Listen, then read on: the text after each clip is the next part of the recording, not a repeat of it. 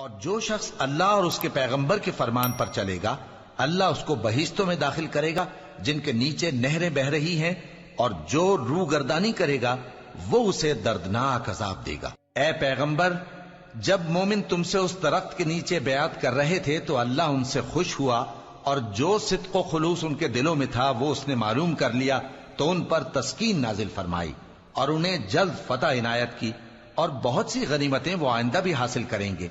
اور اللہ غالب ہے، حکمت والا ہے۔ اللہ نے تم سے بہت سی غنیمتوں کا وعدہ فرمایا ہے کہ تم ان کو حاصل کرو گے، پھر اس نے یہ غنیمت تمہیں جلدی سے دلوا دی اور لوگوں کے ہاتھ تم سے روک دیے۔ غرض یہ تھی کہ یہ مومنوں کے لیے اللہ کی قدرت کا نمونہ بن جائے اور وہ تم کو سیدھے رستے پر چلائے، اور کچھ اور غنیمتیں دے گا جن پر تم قدرت نہیں رکھتے، اور وہ اللہ ہی کی قدرت میں ہیں، اور اللہ ہر چیز پر قادر ہے۔ اور اگر تم سے کافر لڑتے تو وہ پیٹ پھیر کر بھاگ جاتے، پھر وہ کسی کو نہ دوست پاتے اور نہ مددگار۔ یہی اللہ کی عادت ہے جو پہلے سے چلی آتی ہے، اور تم اللہ کی عادت میں کبھی تبدیلی نہ پاؤ گے۔ اور وہی تو ہے جس نے تم کو ان کافروں پر فتح یاب کرنے کے بعد سرحد مکہ میں ان کے ہاتھ تم سے اور تمہارے ہاتھ ان سے روک دیے،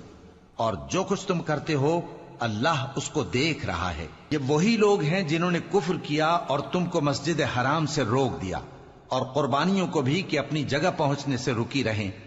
اور اگر ایسے مسلمان مرد اور مسلمان عورتیں نہ ہوتی جن کو تم جانتے نہ تھے کہ اگر تم ان کو پامال کر دیتے تو تم کو ان کی طرف سے بے خبری میں نقصان پہنچ جاتا، تو بھی تمہارے ہاتھ فتح رہتی، مگر تاخیر اس لیے ہوئی کہ اللہ اپنی رحمت میں جس کو چاہے داخل کر لے۔ اور اگر دونوں فریق الگ الگ ہو جاتے تو جو ان میں کافر تھے ان کو ہم دکھ دینے والا عذاب دیتے۔ جب کافروں نے اپنے دلوں میں ضد کی، اور ضد بھی جاہلیت کی، تو اللہ نے اپنے پیغمبر اور مومنوں پر اپنی طرف سے تسکین نازل فرمائی اور ان کو پرہیزگاری کی بات پر قائم رکھا، اور وہ اسی کے مستحق اور اہل تھے، اور اللہ ہر چیز سے خبردار ہے۔